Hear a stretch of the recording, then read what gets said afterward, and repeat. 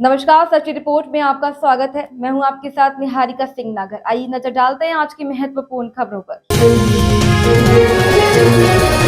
राज्यसभा सांसद मदन राठौर ने लोकसभा चुनाव के मद्देनजर आज प्रेस वार्ता की। पत्रकार वार्ता को संबोधित करते हुए कहा कि वर्तमान 2024 के लोकसभा चुनाव में देश की जनता ने मोदी जी की गारंटी पर भरोसा करके भाजपा को जिताने का निर्णय कर लिया है। यही सही है कि 2014 से पूर्व देश में यूपीए की सरकार ने भ्रष्टाचार की पराकाष्ठा कर दी थी। जब 2014 में मोदी जी के नेतृत्व में भाजपा की पूर्ण बहुमत की सरकार बनी, तब से देश में लगातार विकास के नए आयाम स्थापित हो रहे हैं।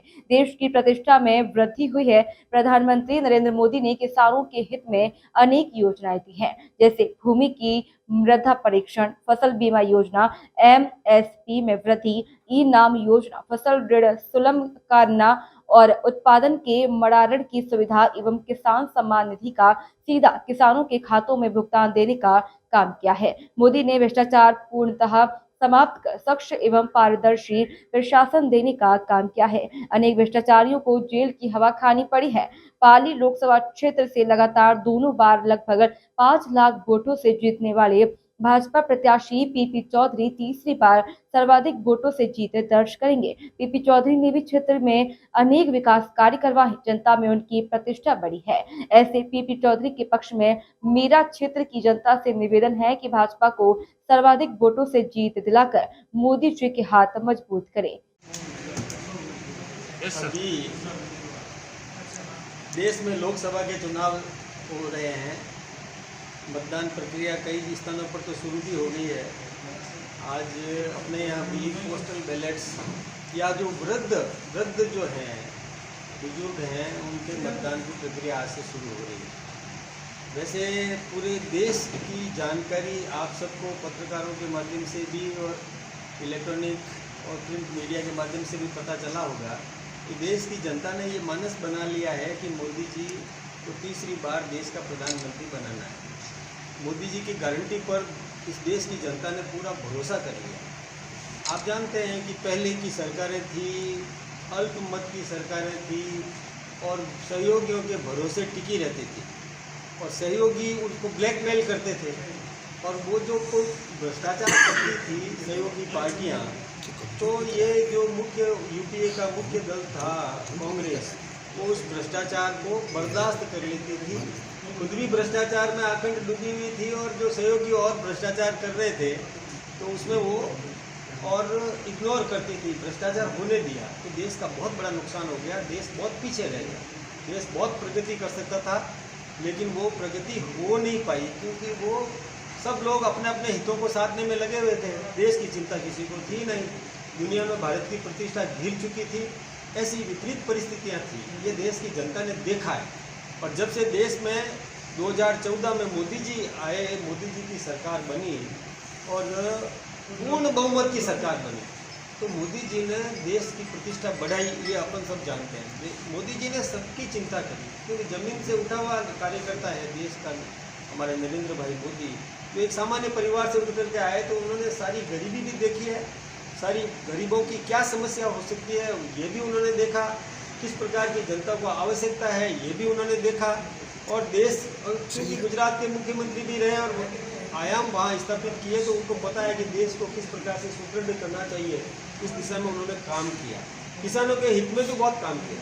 किसानों को कैसे मजबूत किया जा सकता है, जैसे भूमि की मृदा परीक्षण से लेकर के और एमएसपी यानी मिनिमम सपोर्ट प्राइस को बढ़ाने का काम ये मोदी जी ने किया। यही नहीं, फसल बीमा योजना पहले तहसीलों को लेकर के होती थी, फिर इंडिविजुअल किसान की फसल का बीमा भी, यहाँ तक कि फसल खराब हो जाए, काटने के बाद खराब हो जाए या मार्केट में मंडी तक पहुँचाने में खराब हो जाए, तब तक भी उसका बीमा ये सुनिश्चित किया। यानी किसानों को किस प्रकार से मजबूत करने का काम। यही नहीं, किसान सम्मान निधि वो सीधे खाते में जाए, ये जो काम किया है इससे भ्रष्टाचार मिटा है, भ्रष्टाचार कम हुआ है। आम आदमी का खाता और उसको कोई भी लाभ, चाहे पेंशन लाभ हो या किसी भी प्रकार का लाभ हो, सीधा उसके खाते में जमा कराने का काम किया है। ये भी बहुत अच्छा काम किया जिससे भ्रष्टाचार मिटा है। और जीरो टॉलरेंस पर भ्रष्टाचार को कतई बर्दाश्त नहीं करना, ये उन्होंने काम किया। आपको पता है कि कई अपने दिल्ली के मुख्यमंत्री से लेकर के कई नेता अभी जेल में बंद, चाहे सिसोदिया हो, केजरीवाल हो, कई नेता जो है जिन्होंने भी भ्रष्टाचार किया है वो सब जेलों में। मैंने परवाह नहीं की कि कोई मुख्यमंत्री है या कोई किस प्रकार का व्यक्ति है। यानी भ्रष्टाचार कतई बर्दाश्त नहीं करना, उन सबको गिरफ्तार करना, ऐसा मैसेज देना। चाहे अपने राजस्थान में भी पेपर लीक का काम हुआ है, कैसा भी हुआ था, तो उसको उन लोगों को भी गिरफ्तार करके जेलों में बंद करने का काम किया। ये यानी इस प्रकार देश में ऐसे काम किए। यही नहीं, आप जानते हो कि आम आदमी का जीवन स्तर किस प्रकार से ऊंचा उठना चाहिए, उसकी क्रय शक्ति किस प्रकार से बढ़ना चाहिए, इस दिशा में भी उन्होंने काम किया। ये मुद्रा योजना दी, जिससे कि प्रधानमंत्री मुद्रा योजना से कई बेरोजगार नौजवान अपना 50,000, 5 लाख, 10 लाख का कर्जा लेकर के बैंकों से बिना गारंटी, मतलब उसको गारंटी देने के लिए जरूरत नहीं है, उसके गारंटियर प्रधानमंत्री नरेंद्र भाई मोदी है। और ऐसा काम उन्होंने किया कि आम आदमी मजबूत हो सके, बेरोजगार अपना रोजगार कर सके, नौकरियों में भी, और पारदर्शिता करने का काम किया। ये सब आप सब जानते हो कि इस प्रकार के काम किए। रेलों की कितना विस्तार किया, दुरंतो एक्सप्रेस ट्रेनें की, वंदे भारत एक्सप्रेस ट्रेनें बढ़ाई, ट्रेनों का विद्युतीकरण किया। ये आप जानते हैं कि अनेक ट्रेनें नहीं बढ़ाई, कई तो सी लिंक पर आपने देखा होगा कि समुद्र के अंदर किस प्रकार से और ट्यूब के अंदर ट्रेन चल सके, ऐसा एक एक्सपेरिमेंट उन्होंने करने का काम किया। ये सब यानी विकास, दुनिया के समृद्ध राष्ट्रों की तरह भारत भी समृद्ध बने, मजबूत बने, इस दिशा में उन्होंने काम किया। कई देखिए एम्स कितने बढ़ा दिए, एम्स की सुविधा यानी कई प्रांतों में उन्होंने शुरू करवा दी। यही नहीं, वायु सुविधाएं किस किसी गरीब को किस प्रकार से लाभान्वित किया जा सकता था, तो उन्होंने काम नहीं किया। लेकिन नरेंद्र भाई मोदी ने इसकी चिंता करी कि उनको भी लाभान्वित किस प्रकार से किया जा सके, तो मोदी जी ने एक गारंटी देने का काम किया। आप जानते हैं कि पहले हम छोटे से छोटा शस्त्र भी बाहर से खरीदा करते थे और उसमें कई प्रकार के भ्रष्टाचार हुए। बोफोर्स वगैरह कई नाम गिनाए जा सकते हैं, लेकिन मैं गिनाना नहीं चाहूँगा क्योंकि आपका समय कीमती है, मैं दया नहीं करूँगा।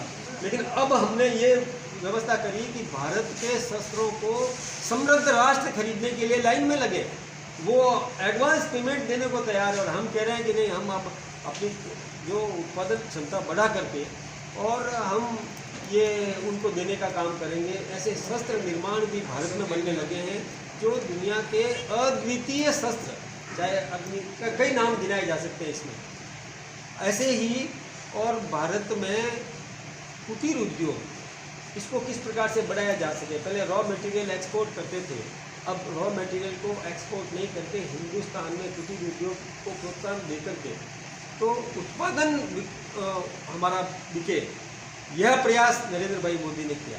पहले देखिए, हमारा यहाँ डॉक्टर बनता था, एक डॉक्टर को बनाने में कितना पैसा खर्च होता है, जनता का, उस परिवार का तो खर्च होता ही होता है, जनता का होता है। एक इंजीनियर को तैयार करने में जनता का पैसा, क्योंकि कॉलेजेस में पैसा लगता है सरकार का, वो पैसा हमारा लगता था और वो बाहर जाकर के अपनी प्रतिभा वहाँ बाहर देता था। कोई बहुत बड़ा वैज्ञानिक है, वो भी पहले बाहर जाके अपनी प्रतिभा देता था।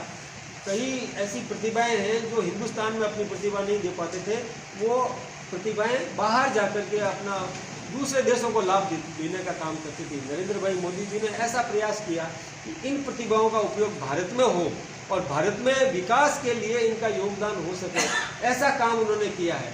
और यही कारण है कि देश प्रगति कर रहा है, देश की मुद्रास्फीति मजबूत बनी है, हमारी जीडीपी ग्रोथ हुई है, वो भी हमने समृद्ध बनाने की दिशा में काम किया है। और यह जनता विश्वास करने लगी है, जनता मोदी जी के इन सब कामों पर भरोसा करने लगी है कि मोदी जी ने जो कहा कि मैं वो करूँगा तो वो करके दिखाया, इसलिए मोदी जी पर पूरा भरोसा है। अब दूसरी ओर मैं पाली की बात करना चाहूँगा कि पाली में भी देखिए पीपी चौधरी जी 2 बार जीते, लगभग 5 लाख वोटों से, लगभग 5 लाख वोटों से उन्होंने जीत दर्ज करी, 2 बार जीते। तीसरी बार वो हैट्रिक करने के लिए मैदान में खड़े हैं, भारतीय जनता पार्टी ने उनको खड़ा किया।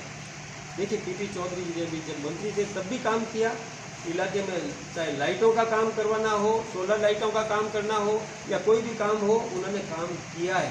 और यही नहीं, मोदी जी को भी मजबूत करने में उन्होंने योगदान दिया है। एक विद्वान व्यक्ति, समझदार व्यक्ति और कानून का जानकार ऐसा उम्मीदवार हमको मिला है जो विभिन्न विदेशी योजनाओं में, एक ऐसे कई कमेटियाँ होती हैं हमारे वहाँ लोकसभा में और राज्यसभा में भी कई कमेटियाँ बनती हैं, उन कमेटियों में इनको ऐसा महत्वपूर्ण काम दिया कि जिससे विदेशों में हमारी प्रतिष्ठा बढ़ी।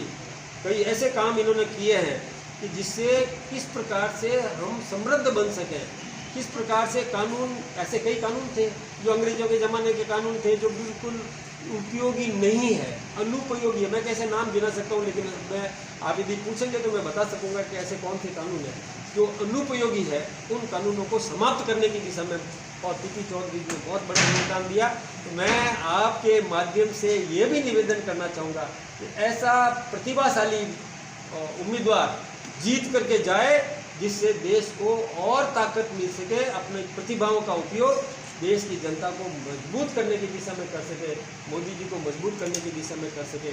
इसलिए पाली तो कोई कंपटीशन है भी नहीं, पाली तो एक तरफा चुनाव है। निश्चित रूप से पिछले रिकॉर्ड तोड़ करके पीपी चौधरी और अधिक मतों से जीत करके जाएंगे, ये मुझे पूरा भरोसा है। ऐसा ही देखिए, मैं आप राजस्थान की 25 में से 25 सीटें फिर से जीतेंगी।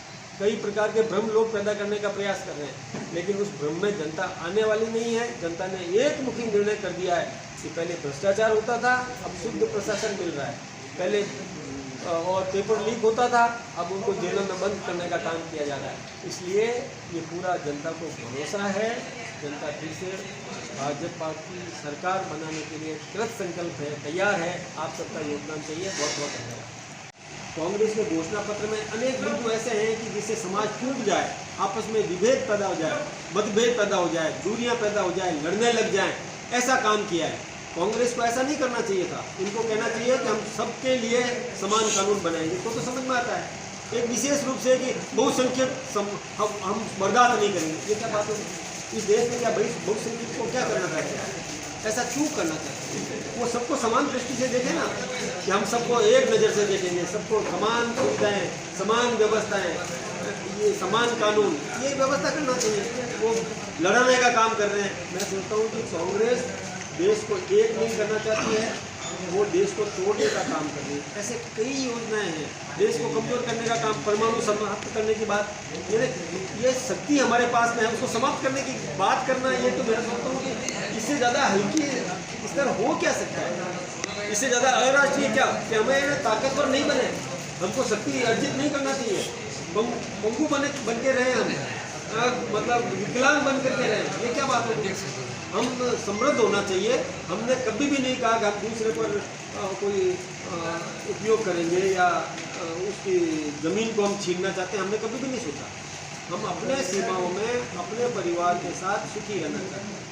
वो कहते हैं कि आप ताकत प्राप्त मत करो, उसको हम समाप्त कर देंगे। अरे दुनिया में आज क्या हो रहा है आपको पता है? तालिबान क्या कर रहा है आपको पता है? कि ये जो युद्ध हो रहा है रसिया का, यूक्रेन का, या कई देश आज जर्मनी पर भी मतलब वहाँ पर भी वो हमला करने की और ऐसी चर्चाएं हैं।